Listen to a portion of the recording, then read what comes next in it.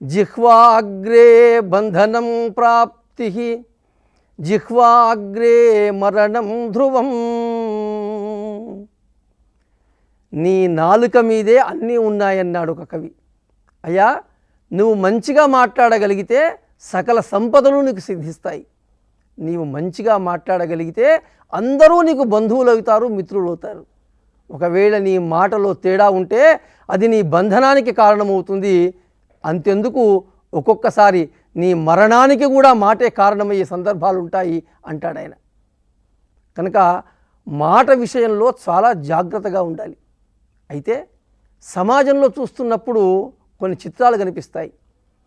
పొట్ట చీలిస్తే అక్షరం ముక్క రాని వారు కూడా తాము పొట్ట పోసుకోవడానికి మాటను ఆశ్రయించే సందర్భాలు ఎన్నో మనం చూస్తుంటాం. అంటే అది వాళ్ళ జీవనాధారం అయిపోతుంది మాట. ఎట్లా? గారడీ విద్యలు చేసే వాళ్ళని చూస్తాం మనం, పాములాడించే వాళ్ళని చూస్తాం మనం, బజార్లో నాటు మందులను పెట్టుకొని అమ్ముకునే వాళ్ళని చూస్తాం, రకరకాల విన్యాసాలను చేసే వాళ్ళని చూస్తాం. చూసినప్పుడు వాళ్ళు ఏం చేస్తారు? వాళ్ళు చదువుకున్న వాళ్ళు గారు, కానీ చదువొచ్చిన వాళ్లను మంత్రముగ్ధులుగా చేసి నిలబెట్టగలిగినటువంటి మహిమ వారి మాటల్లో కనిపిస్తుంది. అట్లా ఉండిపోతారంతా కూడా. వారి మాటల గారడీకి చదువుకున్న వాళ్ళు బురుడి కొట్టుకొని పోతారు. కనుక మాటలో ఎంత శక్తి ఉందో కదా. అయితే ఒక విషయం ఇక్కడ గమనించాలి. ఒక విషయాన్నిపై మాటలను కూరుస్తూ అందంగా పేరిస్తే అది ఉపన్యాసం అవుతుంది. ఉపన్యాసం అంటే ఒక్క మాటలో చెప్పాలంటే అందంగా అల్లుకున్న మాటల పందిరి. అయితే మాటలు వచ్చిన ప్రతివాడు మంచి వక్త కాలేడు. దానికి కొంత నైపుణ్యం కావాలి, కొంత సాధన కావాలి. అయితే మనం చూస్తుంటాం, వింటూ ఉంటాం. కొందరు ఉపన్యాసాలు ఉత్తేజాన్ని కలిగిస్తాయి, కొందరు ఉపన్యాసాలు ఉసూరు అనిపిస్తాయి. ఎవరి మాట తీరు వారిది. ఇప్పుడు స్వామి వివేకానంద అమెరికాలోని చికాగోలో సర్వమత సమ్మేళనంలో ప్రసంగించినటువంటి ఒక చిన్న సందర్భాన్ని ఇప్పుడు మనం విందాం.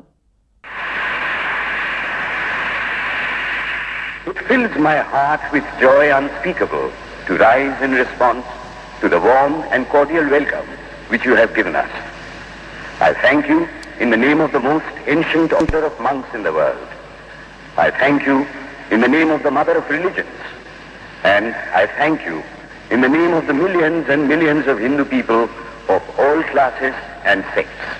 My thanks also to some of the speakers on this platform who, referring to the delegates from the Orient, have told you that these men from far-off nations may well claim the honor of bearing to different lands the idea of toleration.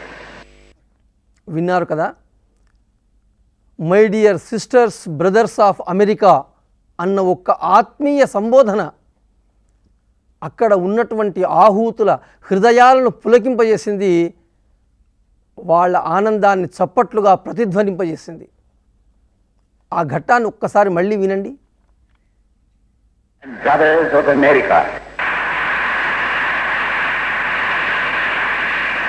భారత స్వాతంత్ర సంగ్రామంలో వీర కిషోరమై విజృంభించిన మహానేత నేతాజీ సుభాష్ చంద్రబోస్. ఆయన మనసులో, మాటలో, చేతల్లో ఉత్సాహం ఉరకలు వేసేది. ఆజాద్ హింద్ ఫౌజ్ ద్వారా ఆయన నెరిపినటువంటి భారత స్వాతంత్ర సంగ్రామం ఒక అపూర్వమైన ఘట్టం. టోక్యో నుండి సుభాష్ చంద్రబోస్ భారత జాతిని ఉద్దేశించి ప్రసంగించిన ఈ భాగాన్ని ఇప్పుడు విందామా మనం? This is Subhash Chandra Bose speaking to Indians in East Asia. My countrymen in East Asia, while I am in Tokyo, I desire to address a few words to you, and I have no doubt that you will give them due consideration. In the first place, I desire to thank you most heartily for the warm and enthusiastic welcome that you have given me on the occasion of my public appearance in East Asia, and for the assurance that you have given me of your wholehearted support to our efforts to liberate our dear motherland. I feel overwhelmed at this manifestation of your burning patriotism and spirit of sacrifice. I have received numerous telegraphic and postal messages from you direct, while other messages I have read in the press. And all these messages have given me great joy and satisfaction. You know that I am always an optimist. Nevertheless, I must say that the response that I have received has exceeded my fondest expectations. విన్నారు కదా, దీన్ని బట్టి మనకేం తెలుస్తుంది? ఉపన్యసించడం గొప్ప కళ. అది అంత ఆషామాషిగా పట్టుబడదు. కనుక ఆ ఉపన్యసించడం అనేటువంటి కళలో మనం రాటుదేలాలంటే, ఎలాంటి మెళకువలు పాటించాలో తెలుసుకోవాలంటే వాగ్భూషణం అన్న పాఠాన్ని తప్పక చదవాల్సిందే. మరి ఈ పాఠాన్ని మనకు అందించిన వారు డాక్టర్ ఇరివెంటి కృష్ణమూర్తి గారు. మరి ఆ ఇరివెంటి కృష్ణమూర్తి గారు వారి గొప్పదనం ఏమిటి, వారి సాహిత్య సేవ ఏమిటో మనం తెలుసుకుందామా? ఇరివెంటి కృష్ణమూర్తి గారు మహబూబ్ నగర్లో 1930 జూలై 12న జన్మించినారు. వారి తల్లిదండ్రులు ఇప్పుడు మనం చూస్తూ ఉన్నాం. నిజాం కళాశాల హైదరాబాదులో ఉంది, అలాగే ఉస్మానియా విశ్వవిద్యాలయం. ఇక్కడ ఇరివెంటి కృష్ణమూర్తి గారి విద్యాభ్యాసం జరిగింది. అక్కడ పట్టభద్రులైనారు. ఇందుమతి గారితో వారి వివాహం జరిగింది. ఇరివెంటి కృష్ణమూర్తి గారు బాల్య దశలోనే జాతీయ భావ ప్రేరితుడై,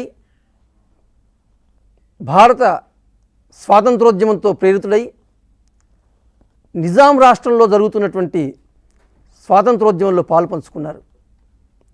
మహబూబ్ నగర్లో తూర్పు కమాన్ ఒక చారిత్రాత్మక ప్రదేశం.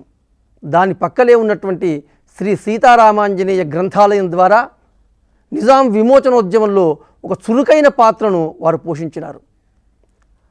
ఆనాడు బాలగంగాధర్ తిలక్ గారి ప్రేరణతో సాగినటువంటి సామూహిక గణపతి ఉత్సవాలలో భాగంగా అనేక సాంస్కృతిక కార్యక్రమాల్లో వారు పాల్గొని భక్తి ద్వారా దేశభక్తిని జాతికి అందించే ప్రయత్నం చేశారు.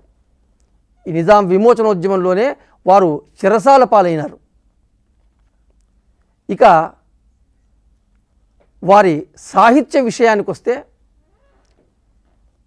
ఇరివెంటి కృష్ణమూర్తి గారు సంస్కృతము, తెలుగు, హిందీ, ఉర్దూ భాషల్లో గట్టి పట్టున్నవారు.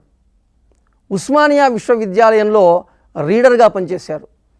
ఎంతోమంది విద్యార్థులకు అద్భుతమైనటువంటి బోధనతో ప్రేరణనిచ్చారు. ఇప్పుడు వారి రచనల గురించి తెలుసుకుందాం. కవి సమయములు అన్నది ఇరివెంటి కృష్ణమూర్తి గారి సిద్ధాంత గ్రంథం. ఈ అంశంపై వారు లోతైన గాఢమైన పరిశోధన చేసి ఉస్మానియా విశ్వవిద్యాలయం నుంచి పిహెచ్డి పట్టాను వారు అందుకున్నారు. అలాగే చాటువులు అన్నటువంటి గ్రంథం తెలుగు సాహిత్యంలో సుప్రసిద్ధమైనటువంటి ఒక 40 చాటువు పద్యాలను తీసుకొని వాటికి లోకాలోకనం అన్న పేరుతో అద్భుతమైన వ్యాఖ్యానాన్ని రాశారు. అలాగే వివిధ సందర్భాల్లో ఆయా పత్రికలకు కావచ్చు లేదా ప్రత్యేక సంపుటులకు కావచ్చు వారు అందించినటువంటి వ్యాసాలు, ఈ వ్యాసాలన్నీ కలిపి ఇరివెంటి వ్యాసాల పేరున ఒక 36 వ్యాసాల సంకలనం ఈ ఇరివెంటి వ్యాసాలు. దీంట్లో చరిత్ర, సంస్కృతికి సంబంధించినటువంటి వ్యాసాలు అద్భుతంగా రూపుదిద్దుకున్నాయి. అలాగే ఇరివెంటి కృష్ణమూర్తి గారు రాసినటువంటి ఒక 27 కవితలు, అలాగే 4 కథానికలు, సమాలోచనలు, అలాగే పఠనీయం పేరుతో 39 ఉత్తమ గ్రంథాలకు వారు చేసినటువంటి పరిచయాలు, ఇవన్నీ కలిపి యువభారతి సంస్థ ఇరివెంటి రచనల పేరున వారి మరణానంతరం ప్రకటించడం జరిగింది. అయితే దీంట్లో ఒక విశేషం కూడా ఉంది. వారి కథానికల్లో మాండలికాన్ని, తెలంగాణ మాండలికాన్ని కూడా వారు ప్రవేశపెట్టారు. తిరుమల తిరుపతి దేవస్థానం వారి కోరిక మేరకు లక్ష్మణుడు అన్నటువంటి చిన్న గ్రంథాన్ని విద్యార్థుల కోసం వారు అందించడం జరిగింది. రామాయణంలో లక్ష్మణుని పాత్ర యొక్క ఔన్నత్యాన్ని వారు దీంట్లో ప్రకటించారు. అలాగే వారికి బాగా పేరు తెచ్చినటువంటి పుస్తకం వాగ్భూషణం భూషణం. మాట తీరు గురించి అద్భుతమైన రీతిలో వారు దీంట్లో వివరించడం జరిగింది. పిల్లల కొరకు వారు ప్రధానంగా వేగుచుక్కలు, వెలుగుబాటలు, అడుగుజాడలు, దేశమును ప్రేమించుమన్న, వెలుగు చూపే తెలుగు పద్యాలు మొదలైనటువంటివి రాయడం జరిగింది. అదేవిధంగా వ్యాస విన్యాసాలు, అక్షరపక్షం అనేటువంటి కవితా సంపుటిని వారు కూర్చారు, కానీ అది అముద్రితంగానే మిగిలిపోయాయి. అదేవిధంగా జాతీయ కవి ఇక్బాల్ అనువాద రచన, తెలుగు ఉత్తర భారత సాహిత్యాలు అనేటువంటి వ్యాసంలో సహరచయితగా వారు పాల్గొనడం జరిగింది.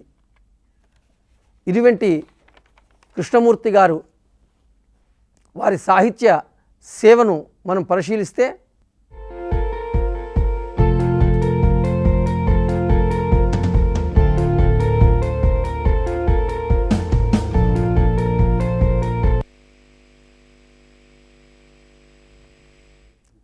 అందులో ప్రధానంగా యువభారతి సాహిత్య సాంస్కృతిక సంస్థకు అధ్యక్షులుగా ఎనలేని సేవ చేశారు. దశాబ్దాల కాలం ఆ సంస్థకు అధ్యక్షులుగా ఉండి ఎందరో మహాకవులను, మహారచయితలను, ప్రముఖులను ఆహ్వానించి యువభారతి వేదికల ద్వారా ఒక సాంస్కృతిక సాహిత్య ఉద్యమాన్ని నిర్మాణం చేశారు. అలాగే ఆంధ్రప్రదేశ్ సాహిత్య అకాడమీకి కార్యదర్శిగా వ్యవహరించి ఎన్నో ఉత్తమ గ్రంథాలను వారు ప్రచురించడం జరిగింది. అదేవిధంగా ఆంధ్ర సారస్వత పరిషత్ కార్యదర్శిగా ఇతోధికమైనటువంటి సేవలను వారు అందించారు. తెలంగాణ రచయితల సంఘంతో సన్నిహిత సంబంధాలు నిలిపి తెలంగాణ ప్రాంతంలో సాహిత్య సాంస్కృతిక చైతన్యానికి ఇతోధికంగా వారు కృషి చేయడం జరిగింది. కార్యక్రమాల్లో పాల్గొన్నటువంటి కొన్ని చిత్రాలను మనం ఇప్పుడు చూద్దాం. అక్కడ వృత్తంలో డాక్టర్ ఇరివెంటి కృష్ణమూర్తి గారు మనకు కనిపిస్తారు. యువభారతి పక్షాన జరిగినటువంటి కార్యక్రమం అది. అలాగే నిజామాబాద్లో జరిగినటువంటి వార్షిక మహాసభల్లో ప్రసంగిస్తున్నటువంటి ఇరివెంటి కృష్ణమూర్తి గారిని మనం చూస్తున్నాం. ప్రముఖ సాహితీవేత్త గుంటూరు శేషేంద్ర శర్మ గారు వారిని ప్రతిభాలహరి అనేటువంటి ఉపన్యాస పరంపరకు యువభారతి తరపున ఆహ్వానించారు. ఆ వేదిక పైన డాక్టర్ దాశరథి గారు కూడా ఉన్నారు. వృత్తంలో మనకు ఇరివెంటి కృష్ణమూర్తి గారు కనిపిస్తూ ఉన్నారు. ఆకాశవాణి ద్వారా ఎన్నో ప్రసంగాలు ఇరివెంటి కృష్ణమూర్తి గారు చేశారు. మనము ఆ చిత్రాన్ని ఇక్కడ చూస్తున్నాం. ఆకాశవాణి రేడియో కేంద్రంలో ఉన్నటువంటి ఇరివెంటి కృష్ణమూర్తి గారి చిత్రాన్ని. ఒక కళాకారుల సదస్సులో ప్రదర్శనానంతరం వారితో దిగినటువంటి ఫోటో ఇది. ఇరివెంటి కృష్ణమూర్తి గారి ప్రతిభను పురస్కరించుకొని ఎన్నో సంస్థలు వారిని సన్మానించాయి. అటువంటి సన్మానంలో ఇది ఒక భాగంగా మీరు చిత్రాన్ని చూడవచ్చు. ఇరివెంటి కృష్ణమూర్తి గారికి భారతీయ సంస్కృతి అంటే వల్లమాల అభిమానం. ఆ అభిమానం వారి రచనల్లో ప్రసంగాల్లో ద్యోతకమయ్యేది. సున్నితమైన హాస్యం, సునిశితమైన వ్యంగ్యం వారి మాటల్లో రచనల్లో కనిపించేది. సున్నితమైన హాస్యం, సునిశితమైన వ్యంగ్యం వారి మాటల్లో రచనల్లో ద్యోతకమయ్యేది. ఔచిత్యం దెబ్బతినకుండా ఉలకడం, పలకడం వారి కళానికున్న సహజ లక్షణం. మధుర మనస్వి, సుమధుర వచస్వి, అఖండ యశస్వి ఇరివెంటి కృష్ణమూర్తి గారు. సంస్కృతం, తెలుగు, హిందీ, ఉర్దూ భాషల్లో గట్టి పట్టున్నటువంటి వారు. పఠితలకు విషయాసక్తిని, భాషానురక్తిని కలిగించే విధంగా వారి రచనలు రూపుదిద్దుకున్నాయి. చతుర వచో విభూషణులైన ఇరివెంటి వారు ధ్వన్యనుకరణ విద్యలో పారీణులు. ఇరివెంటి కృష్ణమూర్తి గారి యొక్క ఔన్నత్యాన్ని, ఆత్మీయతను, సాహితీ వ్యక్తిత్వాన్ని తెలుసుకోవాలంటే వారి సన్నిహితులతో మనం కలవాల్సిందే. బహుముఖ ప్రజ్ఞాశాలి, జ్ఞానపీఠ పురస్కార గ్రహీతలు ఇరివెంటి వారికి ఆత్మీయులైన ఆచార్య సి నారాయణ రెడ్డి గారిని మనం ఇప్పుడు కలుద్దాం. డాక్టర్ ఇరివెంటి కృష్ణమూర్తి గారితో వారికి అవినాభావ సంబంధం ఉంది. నారాయణ రెడ్డి గారి మాటల్లోనే వారి గురించి కొన్ని విషయాలు మనం తెలుసుకుందాం. సార్ నమస్కారం. సార్, డాక్టర్ ఇరివెంటి కృష్ణమూర్తి గారితో మీకు ఆత్మీయ అనుబంధమే కాక అక్షర సంబంధం కూడా ఉంది. మొదలుగా ఇరివెంటి కృష్ణమూర్తి గారితో మీకున్న ఆత్మీయ అనుబంధాన్ని తెలుసుకోవాలని అనుకుంటున్నాను సార్. నేను అనవలసినవి మీరే అన్నారు. ఆత్మీయ సంబంధం. ఇరివెంటి కృష్ణమూర్తి నాకు ఇంటర్మీడియట్ దశ నుంచి ఆయన నాకు సహాధ్యాయి. కృష్ణమూర్తిలో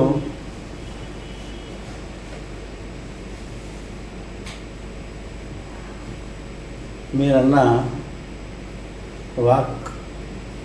వాంగ్ నైపుణ్యం సమధికంగా ఉండేది. మాది ఉర్దూ మీడియమే, ఇద్దరం బిఏ వరకు. నేను రాసిన ప్రతి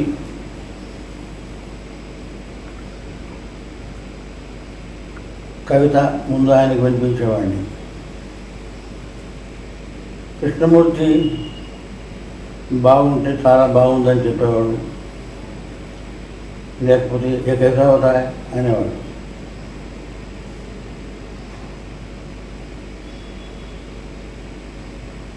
కృష్ణమూర్తిలో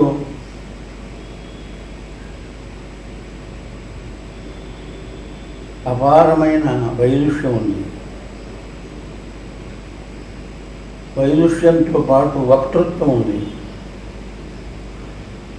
కానీ రచన అనేసరికి ఆయన కలం వెనక్కి వెళ్ళిపోయేది. ఆయనను పిహెచ్డి చేయవయ్యా అని నేను ఒత్తిడి చేయగా ఆయన చివరి రోజుల్లో పిహెచ్డి చేశాడు. అప్పుడు డాక్టర్ ఇరివెంటి కృష్ణమూర్తి అయ్యాడు. కానీ ఈలోగా ఎంతోమంది డాక్టర్లకు, అంటే పిహెచ్డి డాక్టర్లకు సలహాలు ఇస్తూ, సవరణలు చేస్తూ ఉండేవాడు. నాకు జ్ఞాపకం వస్తున్నది, ప్రపంచ బలులు అనే నా కవితా సంపుటిని కృష్ణమూర్తికి అంకితం చేశాను. కృష్ణమూర్తి నాకు హృదయంలో కలిసిపోయినవాడు. మా సంబంధం ఏకత. అలాంటి ఇరువెంటి కృష్ణమూర్తి గురించి ఈనాడు ఈ 4 మాటలు చెప్పే అవకాశం కలిగించినందుకు చాలా సంతోషం. చూశారుగా సంక్షిప్త సుందరమైన ఆచార్య సినారే గారి స్పందన. నిరాడంబరంగా నిత్యోత్సాహంతో సాహితీ రంగంలో శ్రమించినటువంటి డాక్టర్ ఇరివెంటి కృష్ణమూర్తి గారి సాహితీ వ్యక్తిత్వాన్ని తెలుసుకోవాలంటే మనము చారిత్రక నవలా చక్రవర్తి ఆచార్య ముదిగొండ శివప్రసాద్ గారి దగ్గరికి వెళదాం పదండి. కృష్ణమూర్తి గారి యొక్క వ్యక్తిత్వాన్ని గురించి ఆలోచించి చూసినప్పుడు ప్రధానంగా ఆయనలో కొన్ని మౌలికమైన లక్షణాలు మనకు కనబడతాయి. వ్యక్తిగతంగా ఆయన చాలా సౌమ్యుడు, ఎవ్వరిని నొప్పించే మనస్తత్వం లేనివాడు. ఆయన నోటి వెంట ఎన్నడూ కూడా క చ ట త ప ఈ 5 అక్షరాలు నేను వినలేదు. అంటే ఆయన ఎన్నడూ పరుషవాక్కు పలికి ఎరుగడు, స్నేహశీలి. వారు నేను కలిసి ఉస్మానియా యూనివర్సిటీలో కొన్ని దశాబ్దాల పాటు తెలుగు శాఖలో పనిచేశాము. నాకంటే ఆయన చాలా సీనియరు, వయసులో కూడా ఆయన పెద్దవాడు, జ్యేష్ఠుడు, శ్రేష్ఠుడు. ఇక కృష్ణమూర్తి గారి యొక్క పరిచయంలో నాకు చాలా అనుభూతులు కలిగాయి.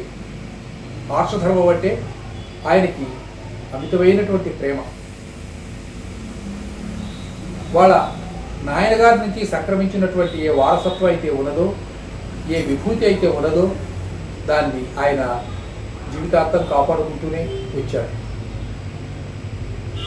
ఒకసారి కృష్ణమూర్తి గారిని అడిగారు, చిన్నప్పుడు మీరు ఎలా పాండిత్యాన్ని సంపాదించారు? కృష్ణమూర్తి గారు అంటే, త్యాగయ్య, పోతన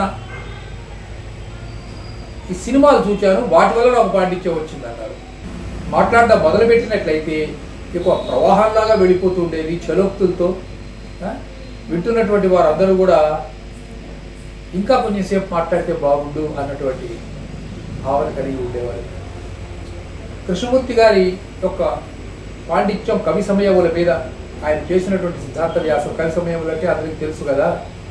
ఇప్పుడు కొన్ని విషయాలు అభూత కల్పనలుగా అనిపించినప్పటికీ వాటిని కవి సమయములుగా మనం భావిస్తూ ఉంటాం. ఉదాహరణకు పద్మిని జాతి స్త్రీ కనుక కాలితో తన్నినట్లయితే అకాల పుష్పోదయం జరుగుతుంది అని ఇది ఒక కవి సమయం. ఈ అంశం మీద ఆయన ఒక సిద్ధాంత గ్రంథాన్ని చాలా ప్రామాణికంగా రచించారు.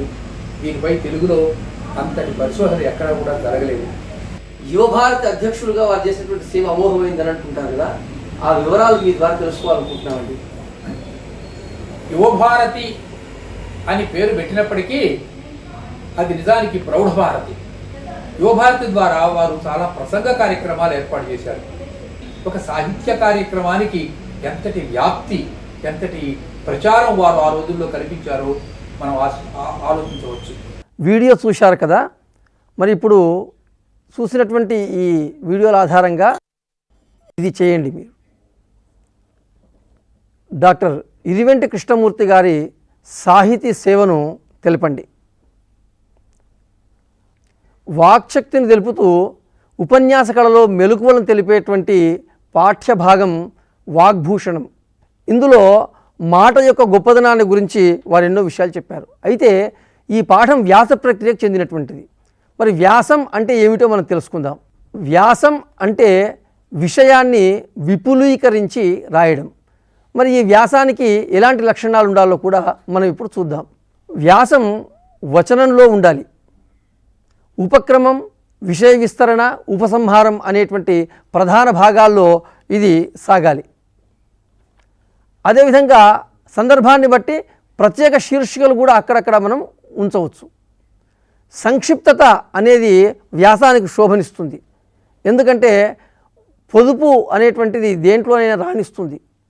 చిక్కదనం చక్కదనం చేకూరుతాయి దానివల్ల. విషయక్రమాన్ని ఖచ్చితంగా పాటించాలి, లేకుంటే అర్థం కావడంలో అయోమయం వచ్చే ప్రమాదం ఉంది. అలాగే ఒక మిత్రునిలాగా పాఠకునికి దగ్గరగా చెప్పగలిగేటువంటి శైలి ఉన్నప్పుడు పాఠకుడు వ్యాసంలో ఉండే విషయాన్ని ఆస్వాదిస్తాడు. అలాగే చెప్పేటువంటి దాంట్లో స్పష్టత ఉండాలి. అంటే సూటిదనం, తేటదనం ఈ రెండు వ్యాసానికి వన్నె వాంగ్ వైభవాన్ని గురించి డాక్టర్ ఇరివెంటి కృష్ణమూర్తి గారి గురించి తెలుసుకున్నాం. అయితే ఈ పాఠం ద్వారా మరి వాళ్ళ చాలామంది సమాజంలో ఉపన్యాసం కొరకు ఎక్కడెక్కడో వెళుతున్నారు, పుస్తకాలు చదువుతున్నారు, శిక్షణలు తీసుకుంటున్నారు. కానీ నిజంగా ఈ పాఠాన్ని మనం సద్వినియోగం చేసుకోగలిగితే, ఈ పాఠం ద్వారా ప్రేరణ పొందగలిగితే తప్పకుండా ఉపన్యాస కళలో, వక్తృత్వ కళలో మనం రాణిస్తాము అన్నది నిర్వివాదాంశం.